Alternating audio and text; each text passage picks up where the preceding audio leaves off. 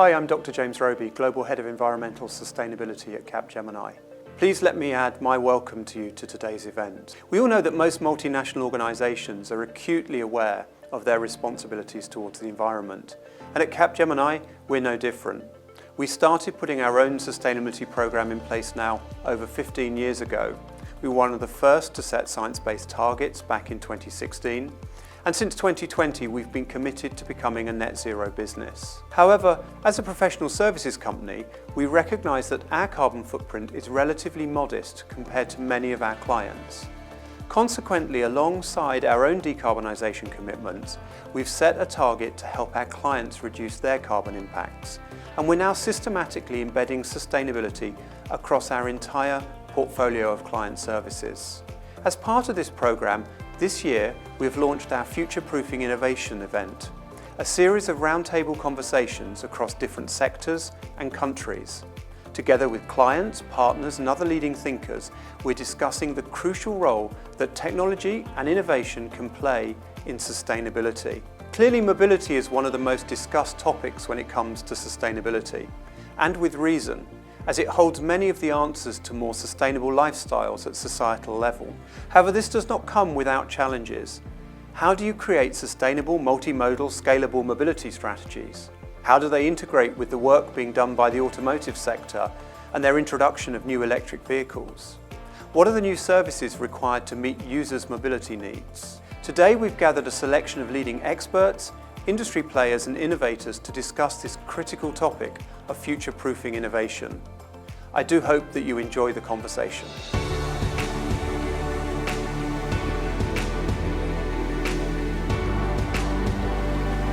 Bonjour à toutes et à tous, bienvenue au bureau de Capgemini à Paris pour cette nouvelle édition de Proofing Innovation.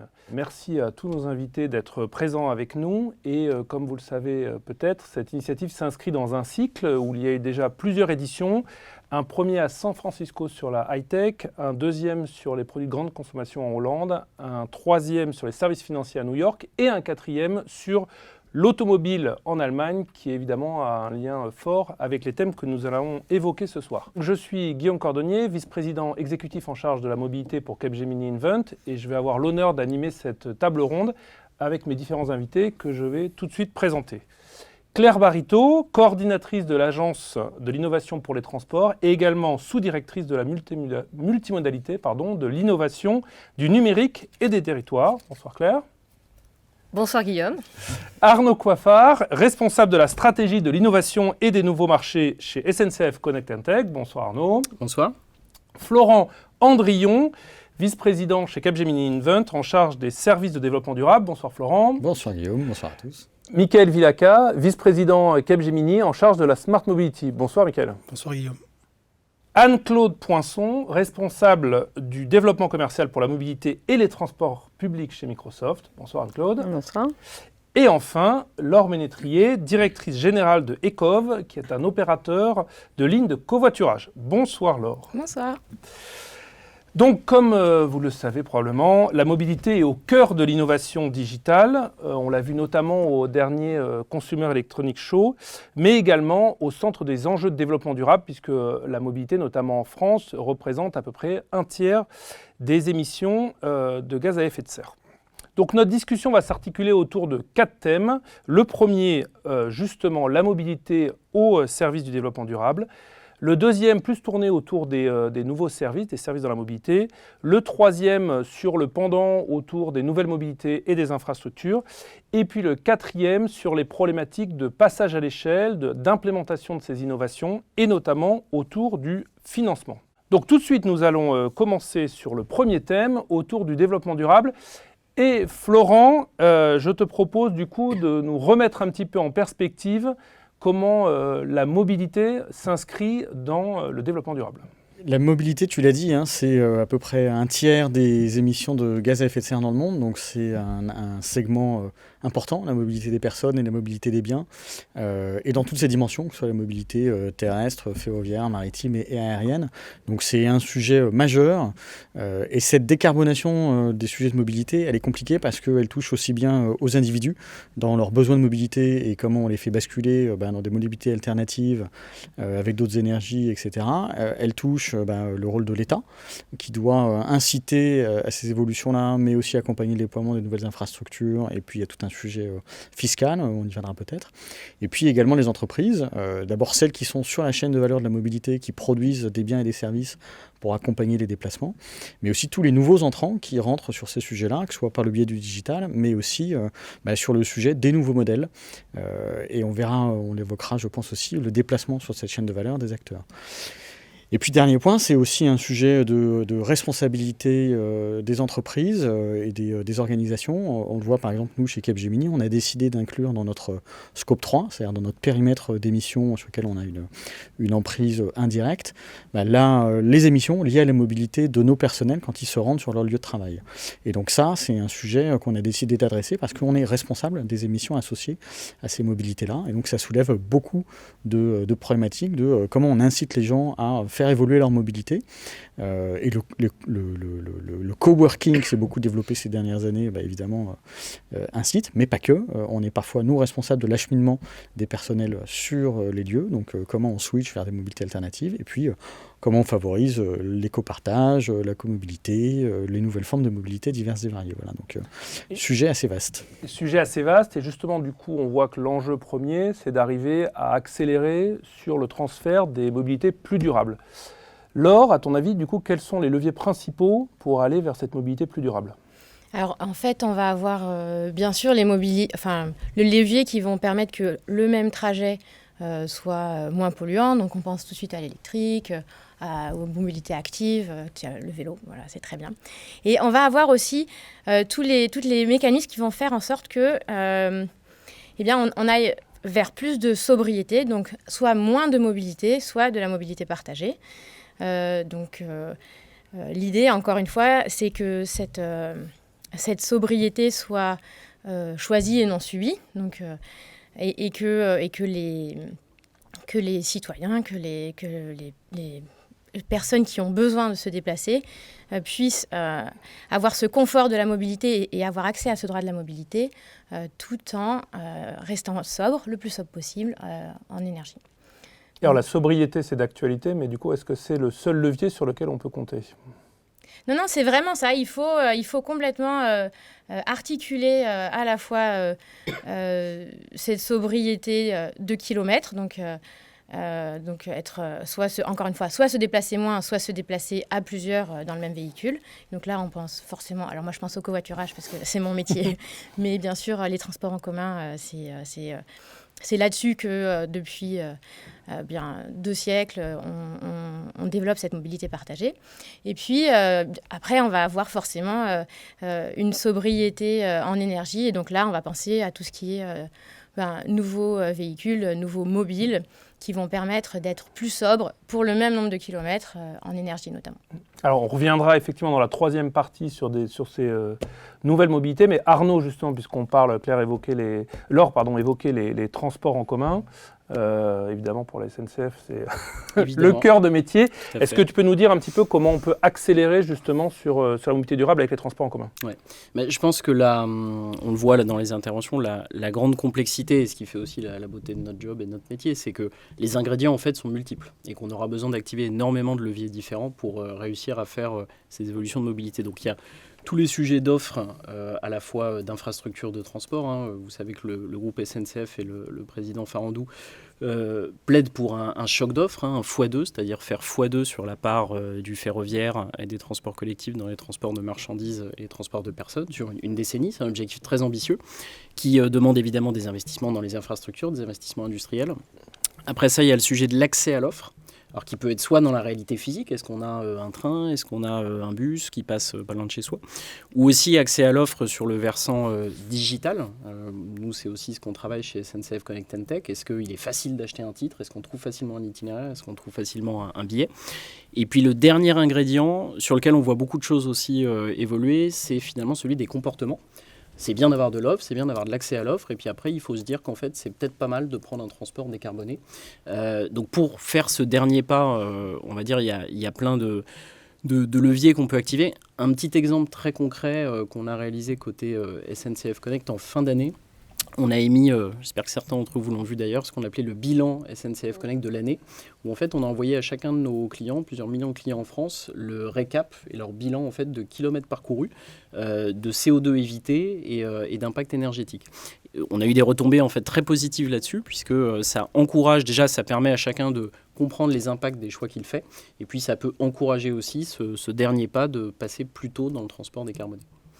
Et donc effectivement, ce sujet, alors, tu as raison, grâce à l'évaluation de son bilan, ensuite être capable d'avoir un report vers ces mobilités plus durables. Mickaël, qu'est-ce que toi tu vois comme levier, comme outil pour avoir ce report modal?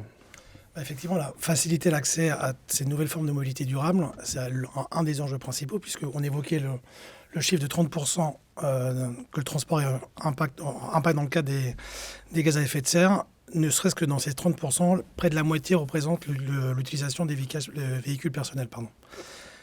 Et du coup, on se dit que travailler et sur le sujet du report modal de ces véhicules personnels vers des mobilités plus durables est un enjeu vraiment central.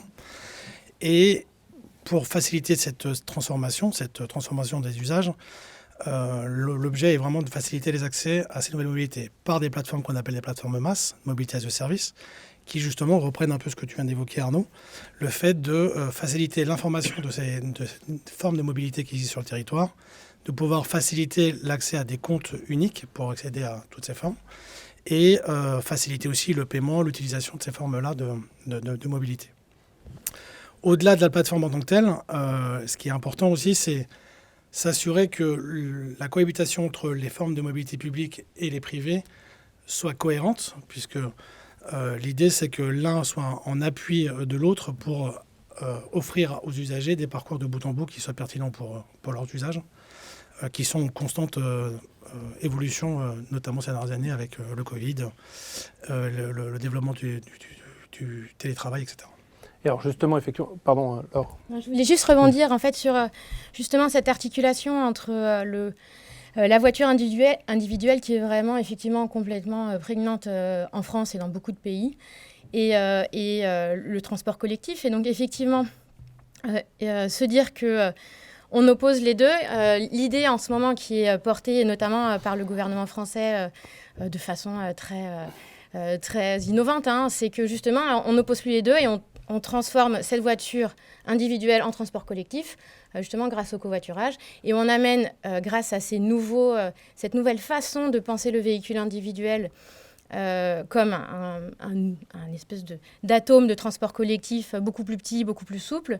Ça va permettre justement d'accompagner ce choc de l'offre qui doit être global au niveau des transports collectifs et de s'en servir comme d'un outil parmi tant d'autres pour justement porter la mobilité utilisant les transports publics et donc plus vertueuse. Et donc tu viens de parler effectivement du caractère exemplaire finalement du gouvernement français sur cette complémentarité finalement entre le transport en commun et la route. Claire, est-ce que tu peux nous en dire un petit peu plus sur justement les actions du gouvernement français et comment ça se différencie par rapport à ce qui se passe dans d'autres pays ? Oui, tout à fait. D'ailleurs, ce midi, on était avec le ministère des Transports allemand, qui venait de s'inspirer de notre article 25 de la loi d'orientation des mobilités, qui date de 2019. Alors pourquoi on est inspirant au niveau international ? D'abord parce que, comme vous l'avez dit, on n'a pas cherché à opposer les transports, les mobilités publiques et les modes de transport privés, dont l'automobile. Donc ça, c'est un choix qui a été fait notamment lors des assises de la mobilité en 2018-2019, qui a donné lieu à la loi d'orientation des mobilités. Et cette idée de partage, elle est allée, grâce notamment à la transition numérique, parle du partage de données. Parce que nous pensons au niveau État, gouvernement, que nous devons jouer un rôle d'État-plateforme, plateforme. Dans le 19e siècle, ce qu'on a fait, et 20e siècle, on a fait des infrastructures physiques. Donc ça, c'était des infrastructures, c'était le bien commun pour créer, bien sûr, les routes, les ponts, les axes ferroviaires, donc dans les transports, mais l'aménagement du territoire a été au-delà des politiques de transport. Là, en 21e siècle, on est vraiment à l'ère du numérique et nous avons besoin de créer ces infrastructures numériques. On le voit, la première action du gouvernement a été de couvrir les zones blanches. Au niveau du transport, on a vraiment besoin de créer ces plateformes communes de partage, alors avec un tiers de confiance, donc c'est là où l'État joue un rôle important, de tiers de confiance pour partager les données de mobilité qui sont créées par les transports en commun, bus. Donc déjà, effectivement, on a créé un point d'accès national, mais qui est une obligation européenne. Tous les pays européens ont cette obligation. Nous, en France, ça s'appelle Transport.data. C'est en open data. On va plus loin que les autres, d'ailleurs, en partageant donc tous les horaires de transport dits statiques et les dynamiques, c'est-à-dire effectivement ce qui s'est réellement passé en termes d'horaires de passage de bus, de train, de TER, de métro bien sûr, mais aussi les aires de covoiturage où se trouvent les bornes de recharge électrique. Et donc c'est ce hub de données qui peut servir ensuite au calculateur d'itinéraire. Donc ça, c'est un des exemples qui est important. Mais nous en avons d'autres. Le MAS, c'est l'article aussi 28 de la loi d'orientation des mobilités pour ceux qui veulent aller voir. Et donc, c'est aussi créer la possibilité à ce qu'il y ait une redistribution de titres de transport par des acteurs privés qui vont créer une valeur un peu peut-être différente des acteurs publics. Les acteurs publics, bien sûr, aussi bien sûr distribuent avec leurs règles tarifaires. Et tout cela au bénéfice des citoyens et des usagers. L'objectif étant de faciliter le parcours sans couture pour finalement être compétitif par rapport au véhicule individuel qui, lui, est de fait sans couture du porte-à-porte. Le fameux door-to-door. Florent, tu voulais rebondir ? Peut-être en réaction à ça, parce que je trouve effectivement, ce qui est intéressant dans la mobilité, c'est qu'on voit bien qu'on a des gros sujets d'infrastructures, de changement de motorisation, de nouveaux carburants, qui sont des choses qui se font dans la durée, qui demandent des gros investissements et qui sont longs. Et puis il y a aussi tous les sujets de nouvelles mobilités, de nouveaux comportements. Et en parallèle de ces sujets de décarbonation, il y a la double révolution avec le numérique. Et il y a quelques années, le segment de la mobilité s'est déjà numérisé avec l'apparition de tout un tas d'acteurs, les BlaBlaCar, les Uber et toutes les autres plateformes. Donc la plateformisation de la mobilité, qui a été un peu plus vite que les usages et que les États et que tout le monde. Et donc, finalement, on a laissé se développer des plateformes qui offrent des services aux citoyens et aux consommateurs, aux individus qu'on est. Et puis, tout d'un coup, on s'est rendu compte que ça pouvait être aussi un levier pour faire évoluer la mobilité. Et donc, les États, la France et d'autres, ont commencé à s'intéresser à ces plateformes en disant, petit 1, ça peut être pour nous un levier de proposer des nouveaux services publics, des nouvelles informations, des nouveaux accès, mais aussi peut-être un moyen de repartager la donnée avec les utilisateurs, avec les collectivités, pour faire des schémas directeurs de la mobilité qu'on veut avoir. Mais aussi, il y a peut-être des choses qu'il faut qu'on régule. On donne souvent cet exemple à Los Angeles, où les plateformes d'indication voyageurs, les Waze et autres, finalement déroutaient des grands embouteillages leurs utilisateurs vers les banlieues. Et la municipalité a demandé à Waze et à toutes ces plateformes d'arrêter et d'avoir finalement des quartiers interdits pour éviter que se transforment en autoroute des quartiers résidentiels qui occasionnaient des accidents. Donc il y a un rôle du numérique comme levier de décarbonation, d'évolution des usages, mais il y a aussi un numérique à réguler et effectivement à mettre aussi en place des nouveaux standards pour que ces données, ces plateformes puissent être au bénéfice de tout le monde. Donc la notion de bien commun, qui ne s'oppose pas à l'opportunité de créer des nouveaux modèles d'affaires, il y a une complémentarité. Il y a un jeu qui n'est pas simple, évidemment, parce que les États n'ont pas tous le même rôle dans la vie publique. Mais en tout cas, très clairement, on voit bien que c'est au bénéfice du bien commun que d'avoir ce dialogue tripartite entre citoyens, entreprises et État et gouvernement. Alors, on voit qu'on est au cœur du sujet là, sur comment le digital, la technologie et la donnée permet justement de faire cette transition vers une mobilité durable. Et Anne-Claude, j'aimerais t'entendre, puisqu'évidemment Microsoft est une entreprise technologique, mais justement, quelle est ta vision, toi, sur ces sujets, comment la donnée peut accélérer ce report vers une mobilité durable ? Alors la donnée, puis peut-être en rebondissant avec mes deux voisins et dans les choses assez simples à faire. En 2019, on pouvait peut-être penser que c'était un truc incroyable. Maintenant, plus du tout. C'est le télétravail. Je pense que déjà, c'est un sujet parce qu'on parle de masse, mais masse, ça va concerner des grandes agglomérations. Dans les zones rurales, ce ne sera pas le sujet.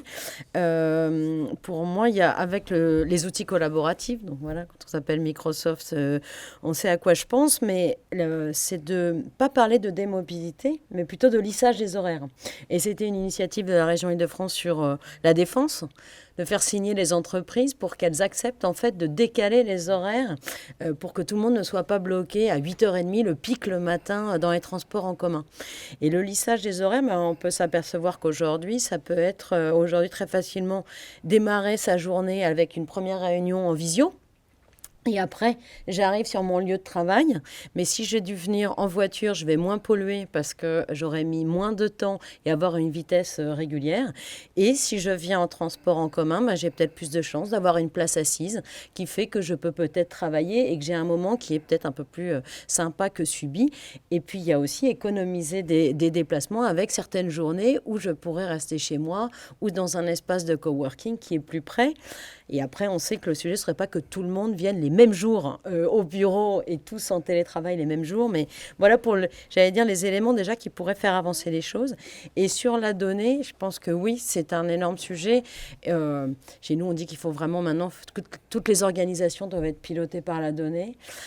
Et avant de partager les données, c'est déjà pour chaque organisation, et on va dire sur les autorités, c'est avoir son patrimoine informationnel. Voilà, c'est comme ça qu'on en parle, j'ai des fournisseurs qui peuvent me donner des éléments. Je peux aujourd'hui consulter les citoyens pour connaître vraiment leurs besoins et pouvoir aujourd'hui définir de politiques de mobilité sur mon territoire en ayant des données structurées, non structurées, et moi avoir des tableaux de bord qui me permettent d'imaginer dans quelques années quels vont être les besoins, quels sont les bassins de mobilité qui évoluent, et de pouvoir objectiver ma politique publique. Et ça, c'est un vrai sujet, c'est de s'intéresser à se donner, donc créer son patrimoine informationnel, et après, bien sûr, le partager. Et le partager avec des personnes. Parce que moi, je ne suis pas totalement d'accord sur le « et après ». Parce que quand on partage de données, les rôles de l'État, c'est bien de réguler le partage de données. Puisqu'il y a des données dites de bien commun, d'intérêt général, pour justement faire décoller une mobilité du quotidien propre. Si on se dit, on crée les infrastructures et on partage des données après, finalement, on risque de ubériser les données, pour que finalement ça soit des tiers non de confiance qui puissent orienter comme on veut la mobilité. Et ce qu'on a fait avec la loi climat et résilience en France, avec son article, qui a demandé aux calculateurs d'itinéraires depuis cet été de non seulement afficher sur chaque trajet quelle est l'empreinte carbone, et Google Maps l'a fait en premier. Donc afficher l'empreinte carbone de chaque trajet proposé suivant le mode de transport. On est les premiers en France à l'avoir fait. Et des calculateurs d'itinéraires, comme je dis, l'ont suivi dans la foulée, c'est une obligation. Mais aussi de hiérarchiser, de proposer une hiérarchisation du réseau, c'est ce que vous avez dit par rapport à la Californie. Ça se passe en France sur tout le territoire français, c'est-à-dire que on ne peut pas aller sur une route communale à côté d'une école avec un poids lourd quand on a d'autres propositions qui sont faites et qui permettent de ne pas gagner du temps plus de 15 minutes, par exemple. Voilà. Donc ça, c'est important aussi. C'est la régulation des données. Et il faut le faire en même temps, sinon on perd effectivement le bien commun. C'était pas dans ce sens-là, en fait, c'est savoir déjà ce qu'on fait et quelles données on dispose. C'était pas du tout, pardon. Tu amènes du coup, Claire, un sujet intéressant qui nous amène sur notre deuxième partie aussi sur les services, effectivement, sur la régulation, la standardisation et comment on est capable aussi de se donner des règles communes pour que ça soit pas juste, effectivement, des services un petit peu dans tous les sens. Et du coup, je sais que l'AIT travaille aussi sur des sujets de standardisation. Est-ce que tu peux nous en dire un petit peu plus ? Oui, tout à fait. Alors, les masses, on en a beaucoup parlé. Ce sont les régions et les collectivités au sens large qui sont responsables, autorités responsables donc, de mettre en place une politique de déplacement. Et finalement, pour connecter différents modes de transport, elles vont vouloir mettre ça dans une même application ou dans un même outil ou titre de transport. Et elles vont connecter les mêmes types de mobilité, les nouvelles mobilités type le covoiturage, mais aussi l'autopartage, des services de vélo, les transports en commun, bien sûr, les parkings aussi, la réservation de parking. Et finalement, cela va être les mêmes briques de connexion. Et donc, derrière, c'est de l'argent public. À chaque fois qu'une collectivité achète, c'est l'argent des impôts. Donc peut-être que ce n'est pas intéressant d'un point de vue citoyen, à ce que nos impôts servent dans les 200 réseaux de transport. En France, on a 200 réseaux de transport. Donc 200 masses potentielles. 200 masses, 200 fois qu'on achète la même chose. Donc notre projet, c'est effectivement, suite à l'article 28 de la loi, ça c'est la loi qui nous le permet, la loi L'Homme, c'est de créer des standards, des API standardisés qui soient mises en open source ensuite pour réutilisation par toutes les collectivités. Et donc il y a effectivement potentiellement 200 masses, mais il y a aussi des acteurs qui travaillent sur le fait d'avoir des masses qui vont couvrir plusieurs territoires. Et Arnaud, c'est un peu la philosophie de SNCF Connect, finalement, c'est d'intégrer, d'être capable de proposer du bout en bout sur une plateforme. Est-ce que tu peux nous en dire un peu plus sur les dernières initiatives que vous menez par rapport à ça ? Oui, tout à fait. Donc, en effet, nous, c'est un axe stratégique qu'on pousse d'agréger finalement toute cette profondeur d'offre, cette richesse d'offre pour la rendre plus accessible. Alors d'ailleurs, au risque de décevoir, moi, à titre personnel, je crois pas d'ailleurs aux masses ultimes, omniscients, tout partout, qui fournissent la totalité des réseaux en France. Je ne suis pas sûr de le voir de mon vivant. Je ne suis pas sûr que ce serait souhaitable d'ailleurs. Donc je pense qu'il y aura mécaniquement coexistence entre des plateformes plus nationales, des plateformes plus locales, et évidemment, à la fin, les voyageurs iront là où c'est le plus pertinent pour eux. Je reviens sur ce que disait Claire. En tant que nous, réutilisateurs et distributeurs, côté SNCF Connect, d'un certain nombre de ces mobilités, il y a en effet un vrai enjeu, je suis tout à fait d'accord, de standardisation et de capacité en fait à réexposer ces offres. Parce que quand on est, de notre point de vue, face en effet aux 200 réseaux qu'on évoquait, on est dans l'incapacité physique, matérielle, d'avoir une roadmap qui puisse aller agréger ou consommer 200 API différentes. Donc en effet, la standardisation va complètement dans le bon sens. Et pour illustrer ça, nous on lance, là c'est tout frais, c'est en ce moment, on commercialise en fait sur SNCF Connect le ticket urbain, donc en fait le ticket de bus, dans à peu près 25 villes en France pour démarrer. Donc typiquement, pour en citer quelques-unes, à Arras, à Évreux, à Guérande, à Cholet, qui sont des offres qui évidemment sont tout à fait connues des voyageurs fréquents, puisqu'il y a beaucoup d'abonnés locaux. Et ils n'auront pas vraiment besoin, s'ils veulent aller sur SNCF Connect prendre leur abonnement, on en sera ravis, mais je pense qu'ils n'ont pas forcément besoin de nous. En revanche, pour tout le trafic occasionnel et tout ce que le réseau, alors soit ferré, soit routier par exemple, peut apporter dans ces villes-là, vous descendez d'une gare et d'un réseau ferroviaire, vous arrivez sur le réseau d'Évreux, vous ne connaissez pas la gamme tarifaire, vous ne connaissez pas les titres, c'est compliqué, il faut télécharger une app, voilà. C'est tout ce service-là, on parlait aussi du service, qu'on souhaite apporter. Et nous, on a la conviction que ça peut être un élément qui amène aussi à débloquer, c'est-à-dire en disant j'arrive à la gare d'Évreux, plutôt que de prendre un taxi tout seul, de louer un véhicule dans lequel je risque d'être seul, si en 2 clics je suis capable de prendre un ticket de bus, il y a de fortes chances qu'on économise du CO2. Et on revient à ce que tu évoquais, Laure, effectivement, d'arriver à mutualiser les trajets. Il y a une initiative qu'on voit en ce moment en Europe par rapport à ça, notamment sur les tickets, c'est des logiques aussi de ce qu'on appelle Climate Ticket en anglais. On voit que plusieurs pays l'ont fait. Claire, toi qui as un peu la vision comparée de différents pays, tu peux nous en dire un petit peu plus et la France, où est-ce qu'on en est par rapport à ça ? Oui, alors on a bien observé le Climate Ticket autrichien et puis le billet à 9 € allemand et en Espagne ce qui se passe aussi, donc effectivement, et le Swiss Pass, sans parler du Swiss Pass, effectivement. Non, en fait, la logique et la problématique qui se pose, c'est finalement, et on parlait effectivement de mobilité d'occasionnel, c'est à chaque fois, il faut aller sur une nouvelle plateforme, avoir un nouveau ticket. Une fois, c'est papier, une fois, c'est un ticket SMS, une autre fois, c'est un QR code ou un compte client, etc. Et en France, on a une particularité par rapport à des pays de l'Est côté européen, c'est qu'on a aussi beaucoup de barrières d'entrée physique dans les réseaux de transport. Ce qui n'est pas forcément le cas en Suisse, ou notamment en Allemagne, où ils ont pu faire le billet à 9 €. Ils n'ont pas, comme nous, donc les réseaux, on a 6 réseaux de métro en France. On a aussi tous les réseaux de la SNCF où il y a des barrières à l'entrée physique. On n'a pas la même culture aussi du bien commun, donc ça c'est important. La culture française est différente des autres cultures, notamment germaniques. Et donc il faut aussi pouvoir oblitérer pour rentrer dans le réseau.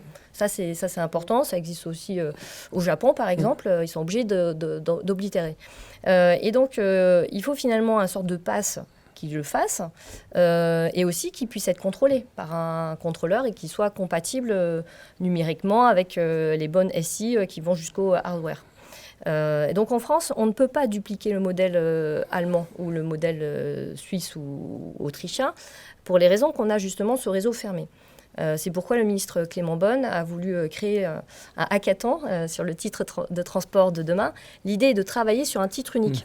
C'est pas sur les questions de tarifs, etc. Mais si on avait un support standard un peu qui permette d'aller sur plusieurs, déjà entre deux régions, par exemple, ce qui n'existe pas, ou entre une métropole d'une région et une autre métropole d'une autre région, ou sur deux métropoles différentes, déjà là, les citoyens, ils hésiteraient un peu plus à prendre une voiture, parce que sinon c'est trop compliqué. De prendre un transport en commun et de faire de bout en bout de la mobilité partagée. Et le but, effectivement, c'est toujours de faciliter le bout en bout. Et Arnaud, tu as parlé aussi d'une logique de compte, une logique de titre, une logique de compte. Florent, il y a une initiative autour d'un compte un petit peu universel. Peut-être nous raconter un peu ce qui se passe là-dessus. On a lancé avec plusieurs acteurs, par un mécanisme de financement innovant qui s'appelle les certificats d'économie d'énergie, un projet, pour répondre à un appel à projet du gouvernement français, qui s'appelle Mon compte mobilité, il y a maintenant 3 ans, je crois, et qui vise justement à proposer ce standard et à permettre aux citoyens et aux collectivités de rassembler en un endroit tous les accès à leurs différents services de mobilité, pour permettre d'avoir finalement plus facilement une espèce de login universel, mais aussi pour permettre à l'employeur de pouvoir verser les chèques mobilité, etc. Et donc ce service-là, il n'a pas vocation à être profitable, entre guillemets, c'est-à-dire qu'il doit payer ses coûts, mais surtout il a vocation à faciliter la vie et des usagers, et des employeurs, et des collectivités. Et ainsi, chacun des masses qui va émerger dans les différentes collectivités et des services de mobilité qui peuvent exister, de faciliter l'accès aux citoyens. Et donc cette initiative, elle est assez unique en Europe, je crois. Je ne crois pas en avoir vu ailleurs, et on sait qu'elle intéresse d'autres pays qui le regardent, parce que c'est un moyen unique, encore une fois, de faciliter la vie de l'usager. On le voit bien avec la multiplicité des services de mobilité, mais aussi des infrastructures qui se numérisent. Si on n'a pas un service comme ça, ça va vraiment être compliqué de multiplier les comptes, les logins, etc. Donc c'est une réponse intéressante dans ce programme-là pour, encore une fois, offrir ce service. Et je trouve que l'incitation qui est faite pour des entreprises de pouvoir verser la prime mobilité est aussi un moyen de finalement de faire décoller les usages. C'est pas juste un gadget qui a un login unique, il y a aussi une incitation et une facilité d'usage de ce chèque mobilité. Et tu parles effectivement du rôle des entreprises. Effectivement, on a parlé au début dans cette transition vers la mobilité durable, du rôle des entreprises. Bien sûr, après, ça pose des questions, c'est normal, c'est des entreprises de modèles économiques. Mickaël, tu peux un peu nous éclairer peut-être justement sur les modèles économiques et notamment quand c'est tourné vers les entreprises, qu'on appelle le corporate mass. Un petit peu, voilà, comment on arrive à construire des modèles économiques autour de ces objets. Alors, les modèles économiques pour les plateformes mass, c'est un vaste sujet qui n'est pas complètement résolu. Il y a plein d'éléments qui rentrent en compte dans la définition de ces modèles économiques. On parlait de la standardisation avec l'intégration des opérateurs, c'en est un. Si on doit multiplier à chaque fois les intégrations, ça pose des difficultés en termes de modèles économiques, bien évidemment. Et la question autour du modèle économique se pose aussi la question de qui doit opérer ou qui opère ce type de plateforme. On peut imaginer que ce soit des opérateurs de transport classiques qui vont élargir leur gamme de services, entre guillemets, pour opérer eux-mêmes leur plateforme de masse. On peut imaginer des distributeurs. On peut imaginer surtout, et je pense que, en tout cas c'est ma conviction, que les autorités organisatrices de mobilité, elles, ont un rôle central dans les opérations des plateformes masse, puisque, comme vous l'évoquiez tout à l'heure, c'est elles qui vont garantir la qualité de la donnée, la neutralité de la donnée. Et ça peut être un argument très fort pour l'adoption justement de ces plateformes vis-à-vis des usagers. Donc, on voit également, donc ça c'est vraiment pour on va dire les plateformes mass un peu classiques. Tu évoquais les corporate mass. Ce qu'on voit, c'est qu'au-delà des plateformes mass, ce qui va être important, c'est que ce type de plateforme soit ouverte sur son écosystème pour que potentiellement d'autres types de services puissent se développer, notamment des services plutôt B2B qui vont vouloir s'appuyer, pourquoi pas, sur des plateformes publiques en termes de données et de services, et pour elles-mêmes créer des nouveaux services vis-à-vis de leurs employés, leurs collaborateurs, pour développer ce type de nouvelles formes de mobilité pour les trajets, par exemple, trajets domicile-travail. Et dans cette nouvelle forme de mobilité, j'ai envie, Laure, qu'on t'entende un petit peu sur, puisque finalement on a parlé beaucoup des transports en commun, on a parlé de la voiture, mais finalement dans des formes d'hybridation de mobilité, et donc ECOF pour le coup est sur du covoiturage, mais sur des lignes, une espèce d'hybride entre du covoiturage et du bus. Est-ce que tu peux un peu nous en dire plus, comment ça s'inscrit un petit peu dans toutes ces évolutions ? Donc effectivement, le principe, notre constat de base, c'est qu'on a besoin pour avoir une mobilité durable, donc à la fois un droit à la mobilité, mais à la fois tout en polluant moins, de mettre plus de monde dans les voitures. Et simplement, c'est relativement simple quand on est dans des zones assez denses, mais dès qu'on va s'éloigner des centres-villes, dès qu'on va aller dans des zones de moins en moins denses, eh bien, cette probabilité qu'on trouve exactement la même personne qui fait le même trajet au même moment, enfin une autre personne qui fait le même trajet au même moment, eh bien, elle s'amenuise au fur et à mesure. Et donc, toute l'idée de ces lignes de covoiturage, c'est justement de repousser cette offre de transport en commun le plus loin possible des centres-villes, le plus près possible des zones peu denses, de ces zones blanches de mobilité, justement pour pouvoir adresser cette nouvelle limite du service de mobilité.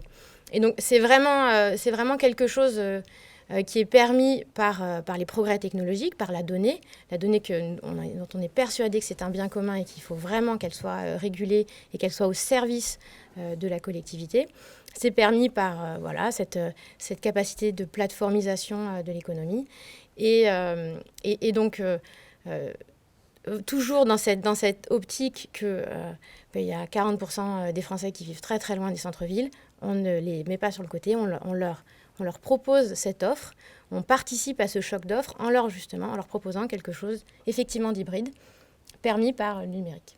Et c'est soutenu, globalement le covoiturage, Claire, je crois qu'il y a tout un plan pour soutenir assez massivement le covoiturage en France, et ça c'est assez original. C'est très très soutenu en France, oui, très affirmé plusieurs fois par beaucoup de ministres, et dont la Première ministre. Mais ce qu'il y avait aussi d'innovant, c'est qu'au départ, on était parti, surtout il y a 4 ans, 2019, on était parti sur une démarche finalement de mobilisation. Parce qu'on s'est dit qu'il fallait d'abord entendre les parties prenantes et expérimenter. Et donc, il y avait eu un plan. Alors, un plan, c'était plutôt une mobilisation au covoiturage, en associant très fortement les collectivités et les associations qui sont représentées, et l'association qui les représente, qui est le GART. Voilà. Et force est de constater, on a aussi mis en place ce qu'on appelle les startups d'État au sein de l'État, qui permettent de faire l'observation. Donc, on a créé un observatoire national du covoiturage, une startup d'État tiers de confiance qui permet de certifier les trajets covoiturés pour qu'ensuite il y ait des aides de l'État ou des collectivités surtout qui puissent être faits. Et puis, on a réglementé avec la LOM pour permettre à une autorité organisatrice des mobilités de subventionner les trajets de covoiturage du quotidien en indiquant que le covoiturage, oui, c'était une mobilité, un service public de mobilité, si on ne veut pas utiliser le transport en commun, mais des fois la frontière est proche. Et donc, force est de constater que ça marche. Et donc là, le gouvernement, effectivement, a lancé le 13 décembre dernier, donc Christophe Béchu et Clément Beaune ont lancé le plan national de covoiturage avec 14 mesures, dont 150 millions d'euros par an pour financer un bonus de 100 euros pour tout nouveau conducteur covoitureur avec les certificats économie d'énergie et 100 millions d'euros avec le fonds vert pour permettre aux collectivités de financer des infrastructures de covoiturage telles que les lignes de covoiturage. Il y a aussi les aires, la signalétique. Demain, peut-être le contrôle sanction aussi automatisé et de financer les campagnes d'incitation au covoiturage des collectivités. Et du coup, effectivement, tu as cité le terme d'infrastructure, ce qui nous amène dans notre troisième partie. C'est vrai qu'on voit du coup de plus en plus de nouvelles formes de mobilité avec des infrastructures associées. Du coup, Florent, tu peux nous parler un petit peu de ces nouvelles formes de mobilité qu'on voit aujourd'hui autour des véhicules au sens large ? Oui, alors on a beaucoup parlé des usages, du covoiturage, etc. Mais la décarbonation de la mobilité, elle passe aussi par le fait de proposer des nouveaux véhicules. Ces nouveaux véhicules, il faut pouvoir en faire le plein, que ce soit des bus, des voitures ou des camions. Et donc ça veut dire déployer les infrastructures de recharge, que ce soit véhicules bornes de recharge électrique, pompes hydrogène, etc. Et donc là, il y a quand même un sujet assez majeur, parce qu'on sait bien que développer de nouvelles infrastructures, c'est assez long. Donc, et c'est là, et le numérique joue aussi un rôle, parce qu'il y a tout un sujet de, finalement, dans la nouvelle mobilité ou dans les usages de mobilité, où vont se trouver les points de passage. C'était assez maîtrisé quand on avait des véhicules, des moteurs à explosion. On voyait à peu près les consommations, on savait où les gens s'arrêtaient pour faire le plein. Et de toute façon, ils n'avaient pas tellement de choix, que ce soit des voitures ou des camions de transport de marchandises. Avec l'émergence des véhicules électriques, on se rend compte que finalement, beaucoup de gens rechargent à domicile ou au bureau. Donc, c'est-à-dire que le besoin de borne n'est plus le même. Le besoin de point de charge n'est pas le même. Donc, il faut trouver les chemins dans lesquels on va déployer des bornes. Donc, dans l'espace public, les collectivités, pour inciter à l'adoption de véhicules électriques, ont déployé des bornes et continuent à en déployer. Mais sur les voies rapides, il faut aussi déployer des bornes parce que pour le coup, pour l'instant, les véhicules n'ont pas encore la même autonomie. Donc à la fois pour rassurer les conducteurs, mais aussi pour pouvoir assurer les trajets, il faut trouver les bons points. Et donc là, nous, on a souvent des sollicitations d'acteurs qui nous demandent, et on utilise beaucoup la data, où est-ce qu'on doit placer nos bornes. Et puis par ailleurs, tous ces sujets-là sont extrêmement connectés, donc il faut aussi s'assurer que les bornes sont en bon état, dans des situations qui permettent les recharges, etc. Donc là, le numérique et le physique se rejoignent. Et puis il y a l'autre sujet qui sont tous les sujets des nouveaux carburants. Donc là, on pense beaucoup à l'hydrogène, qui fait l'objet de beaucoup de discussions, d'investissements, où là aussi, on va avoir des sujets de mise à disposition des véhicules avec ces nouvelles motorisations, et là aussi de déploiement d'infrastructures. Donc là, de la même manière, il y a des observatoires de la mobilité qui vont être très utiles, et puis l'usage de la donnée pour comprendre les comportements. Et là, si on prend un pas de recul, de la même manière, comprendre quels vont être les nouveaux schémas logistiques. Et donc, tout s'entremêle entre nouvelles infrastructures, nouveaux carburants, nouveaux usages, et puis numérique, qui sert quand même beaucoup dans les modélisations et dans l'usage de ces nouvelles plateformes. Donc, les infrastructures de mobilité terrestre, ça va être essentiel. Et on va avoir le même sujet pour tout ce qui est privé. Donc on a beaucoup parlé des comportements individuels, mais dans le privé également, où on va avoir des solutions très connectées pour permettre d'optimiser les flux logistiques. Et là aussi, que l'énergie soit électrique ou sur un vecteur hydrogène, essayer quand même de l'optimiser le plus possible. Donc des plateformes d'optimisation logistique voit aussi le jour depuis plusieurs années pour aider les opérateurs à optimiser le plus possible à la fois les chargements mais aussi les trajets. Et alors là, on parle beaucoup de l'énergie, la grosse rupture qu'il y a avec l'électrification. Une autre rupture qui était beaucoup attendue mais qui met un peu plus de temps à arriver, c'est tout ce qui est autour de la voiture autonome. Est-ce que vous pensez que cette voiture autonome va arriver ? À quelle vitesse ? Et est-ce que c'est souhaitable finalement par rapport à tout ce qu'on vient d'évoquer sur le report vers des mobilités plus durables et plus partagées ?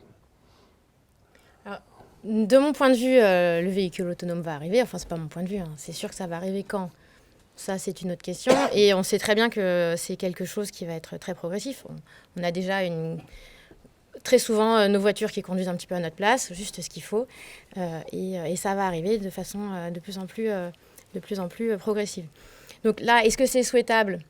Ça, c'est une autre question. On sait que si on laisse le Far West arriver, si on laisse le pur marché arriver, il est très probable que ce soit un cauchemar écologique. Grosso modo, on aura des voitures qui roulent toutes seules, donc sans personne dedans. Donc c'est vraiment le contraire. Même si elles sont électriques. Même si elles sont électriques, in fine, c'est quand même le contraire de la sobriété.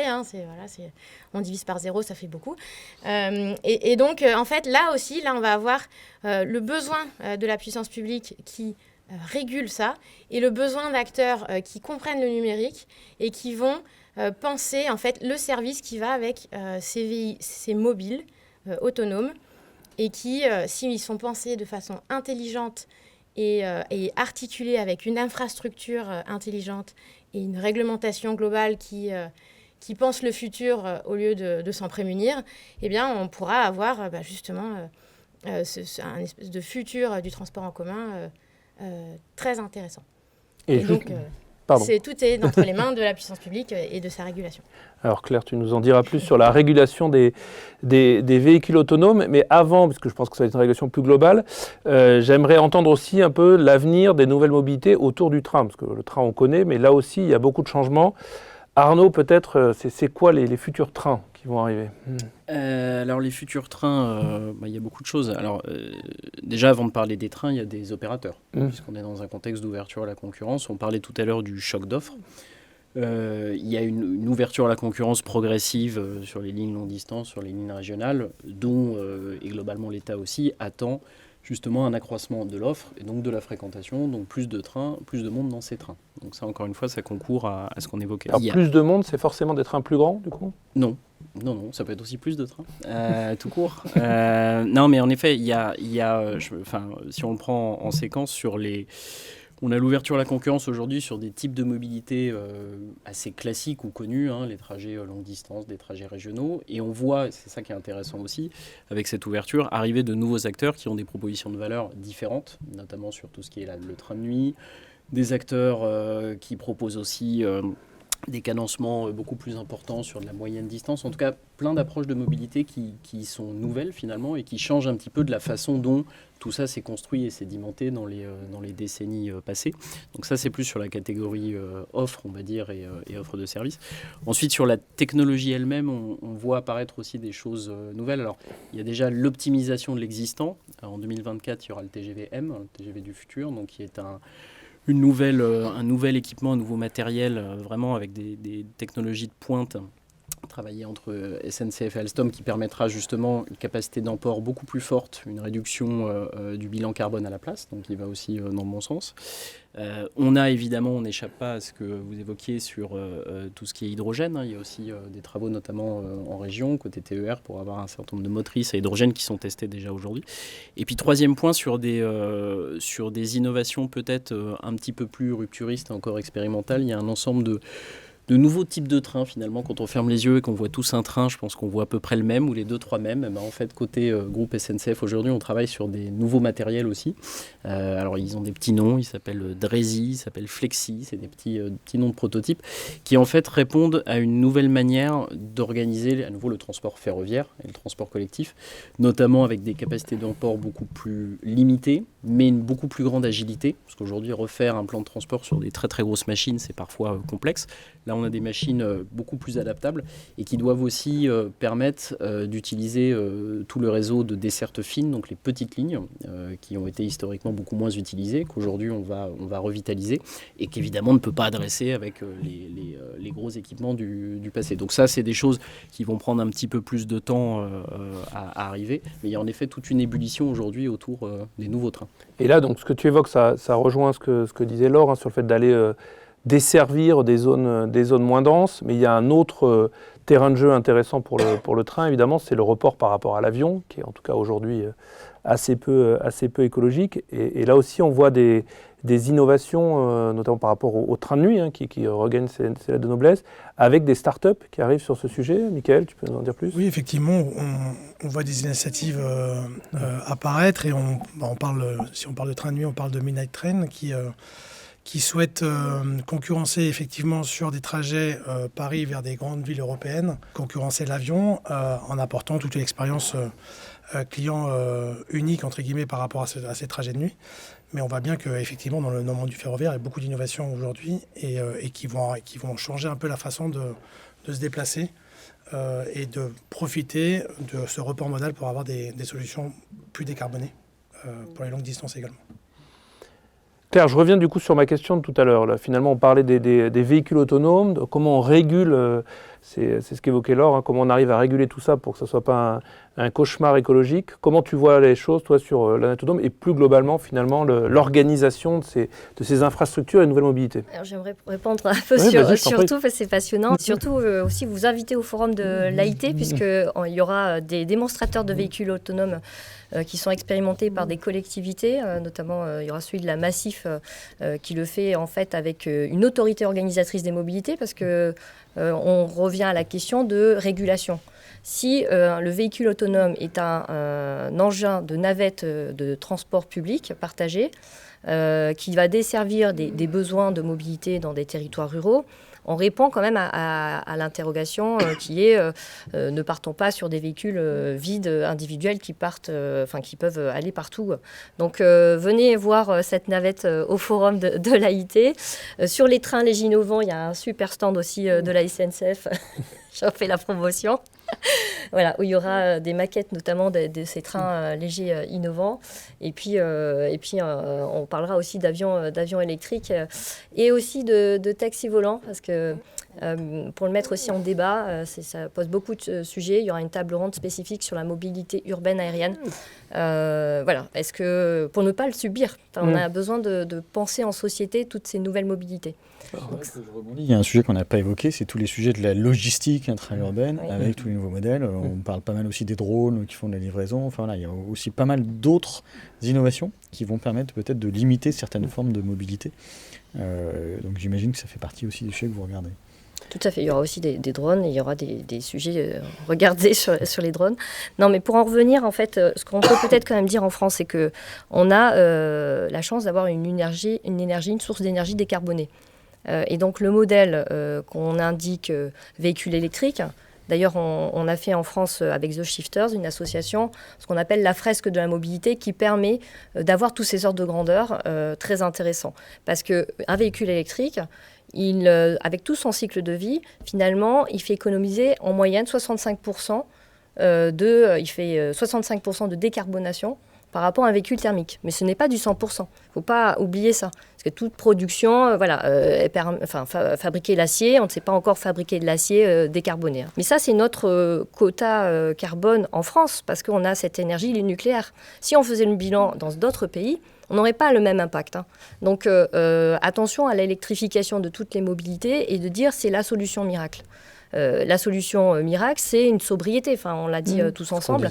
C'est de la mobilité partagée, c'est du transport en commun. Nous, ce qui nous intéresse, au-delà de la régulation, c'est de penser système. Ça, c'est de penser la globalité de toutes les mobilités. Et même sur le longue distance, en fait, quand on compare les émissions carbone entre une voiture sur un même trajet et un avion, c'est la même empreinte carbone. La même empreinte carbone. C'est juste que quand on compte en kilomètres, on fait forcément souvent plus de kilomètres en avion qu'en voiture.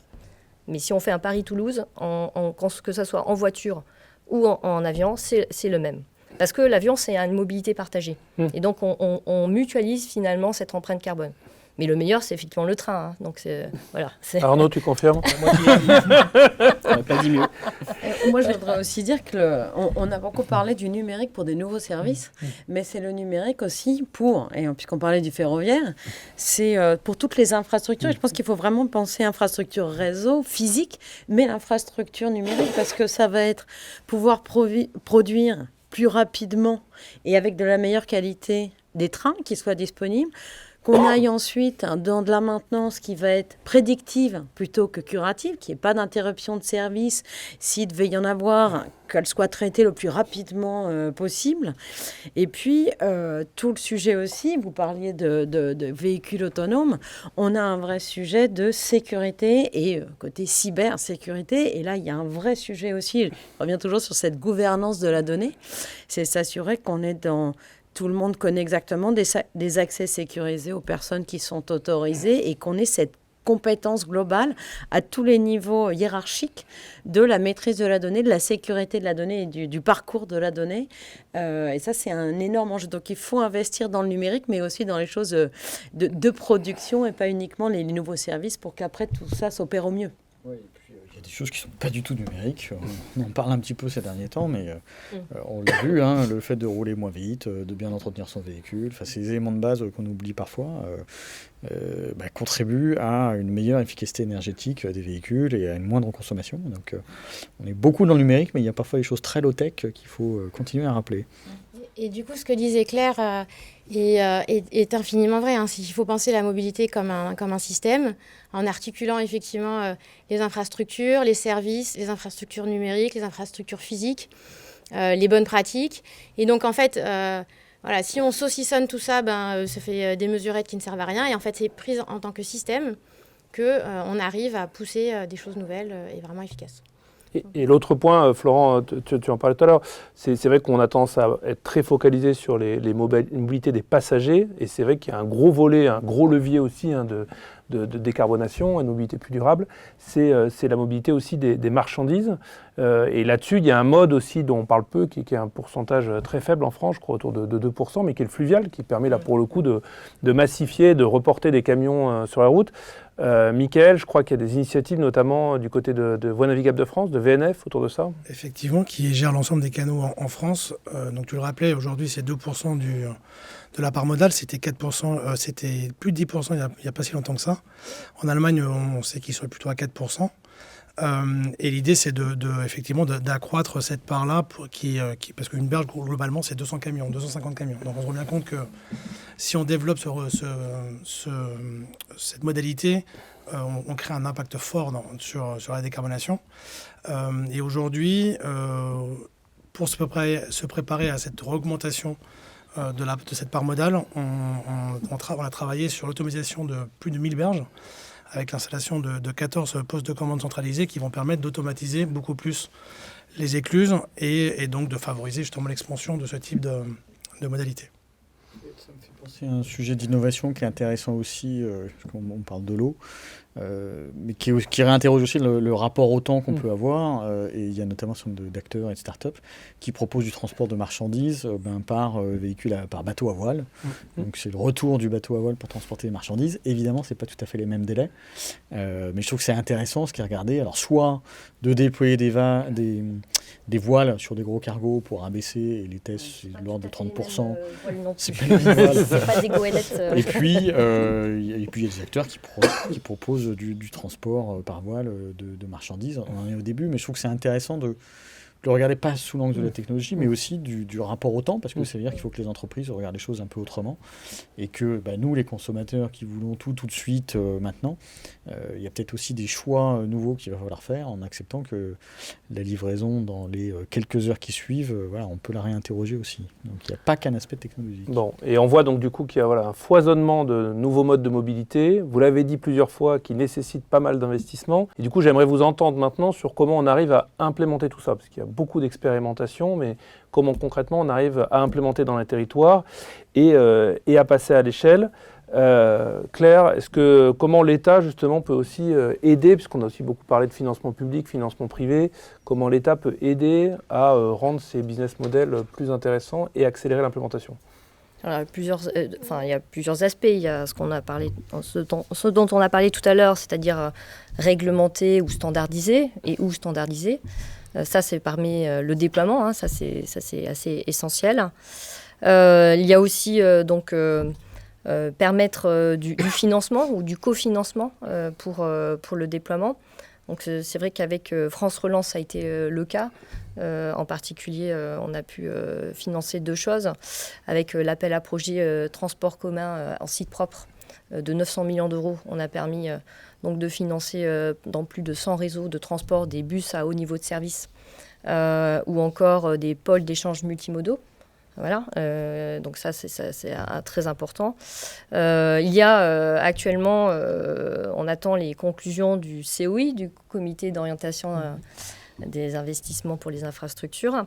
Là aussi, pour donner des perspectives en termes de déploiement sur les infrastructures. Et puis, à l'Agence d'innovation pour les transports, on est convaincu aussi qu'il faut faire réseau sur ces questions-là.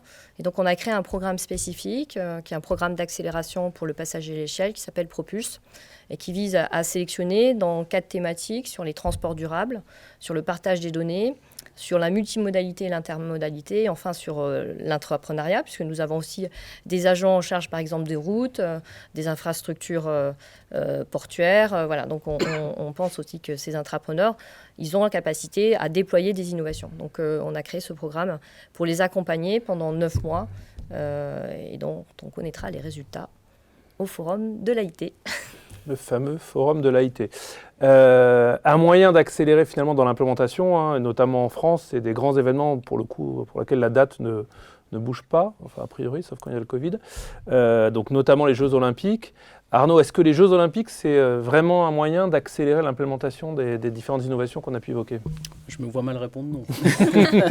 Bah, évidemment, oui, ça va être un moment particulier pour le pays et pour toutes ces forces vives. Donc c'est un moment où on va être tous très regardés, bien sûr. C'est un moment en plus où on va on va vivre en fait une conjonction de choses assez extraordinaires. Un, des volumétries complètement folles, en tout cas dans nos métiers du transport. Deux, avec des populations parfois, alors là c'est même pas de l'occasionnel, ça peut être des gens très lointains, qui viennent même de pays où les systèmes de transport peuvent être très différents. Et puis aussi avec des exigences sociétales et d'inclusivité qui sont très très fortes. Il y a également les Jeux paralympiques dans la foulée, donc on a toute cette conjonction-là.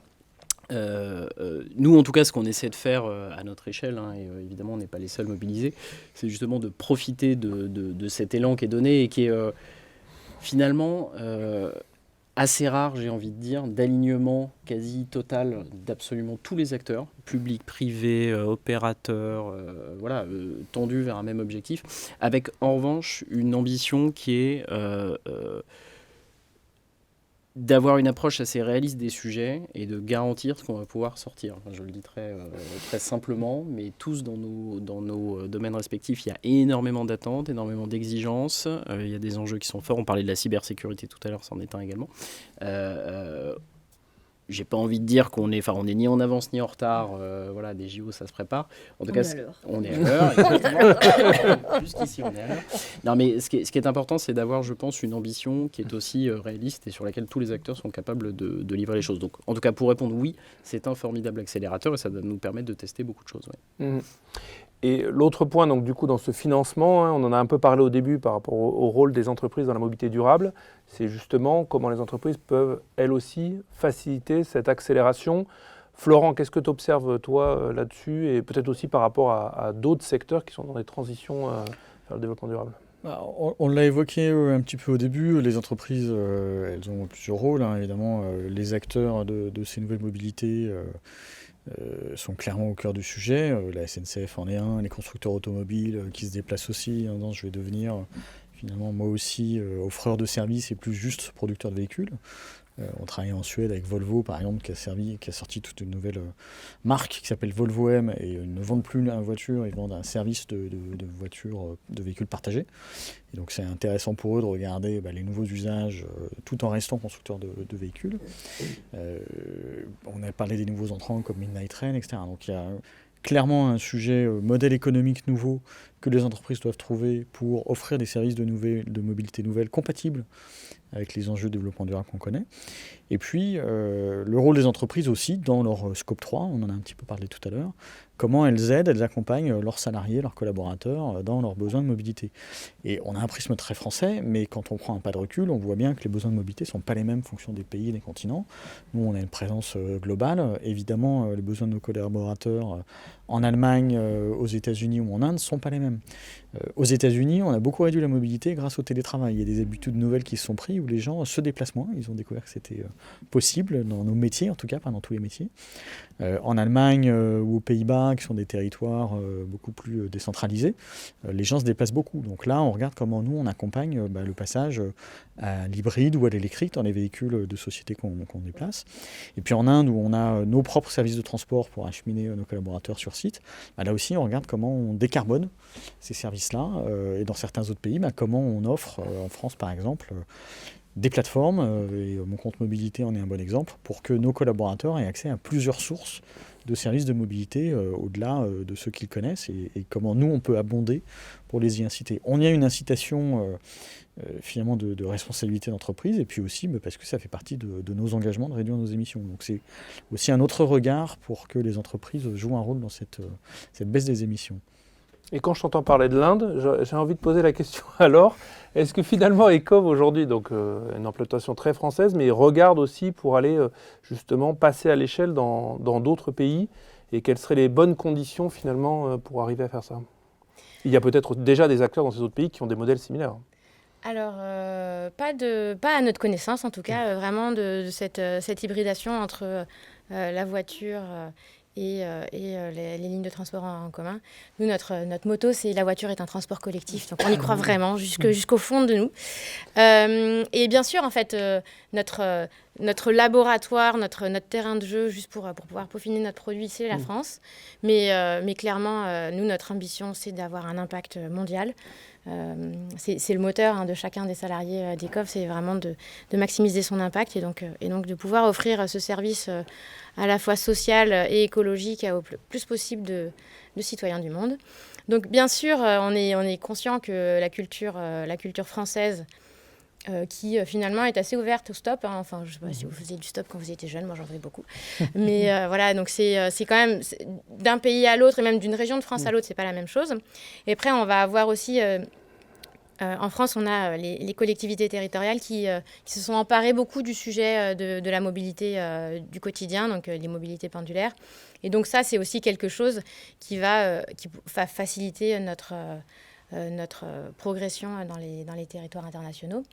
Après, on trouvera des solutions de toute façon pour aller au fur et à mesure offrir cette nouvelle mobilité partagée vers les zones de moins en moins denses. Et Anne-Claude, du coup, quand on prend Microsoft, qui est une entreprise très globalisée, est-ce qu'on observe justement des choses différentes d'un pays à l'autre sur la mobilité des salariés ou la capacité justement à déployer sur des territoires les innovations ? Alors, il y a des situations très différentes. Je pense qu'il y a aussi des pays où il y a encore des voitures de fonction et d'autres pas du tout.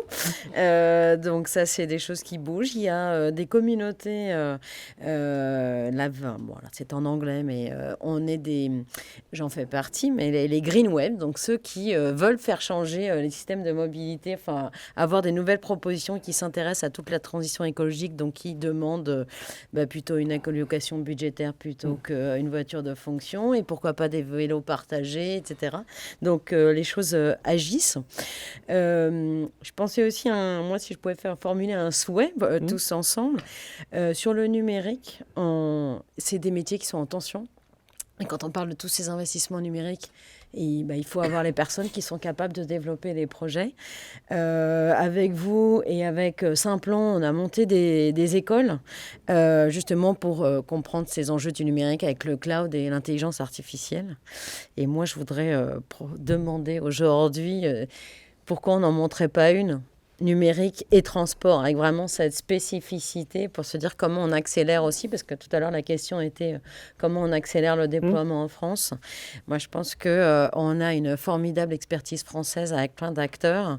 On devrait être, quand on entend les chiffres du luxe français, pourquoi on n'aurait pas l'expertise des transports partagés en France qui est dingue et qu'on pourrait aller encore plus vite, quoi. J'imagine, Claire, que ça fait partie des ambitions de l'Agence d'innovation des transports, non ? De faire des transports en tout cas, français un secteur de pointe. C'est l'objectif d'attirer des talents, ça c'est sûr. De miser et d'investir dans la formation et les jeunes, ça c'est clairement important. Alors, on cite la France en exemple, mais par exemple, les Allemands, ils ont créé un même ministère qui s'appelle le ministère du numérique et des transports. Donc, ça existe déjà. Donc, on peut être humble quand ça existe dans un autre pays. Mais clairement, c'est un enjeu très fort. Et par exemple, moi, je suis présidente du conseil d'orientation du Master Smart Mobility, qui est commun entre Télécom et le NPC, l'école des ponts. Donc, mais il faut aller sur tout. Tous les métiers sont importants. Voilà, donc totalement. Ouais. Eh bien, écoutez, merci beaucoup pour ces échanges passionnants autour de la mobilité, de l'innovation et du développement durable. Et écoutez, à bientôt pour une prochaine édition de Future Proofing Innovation.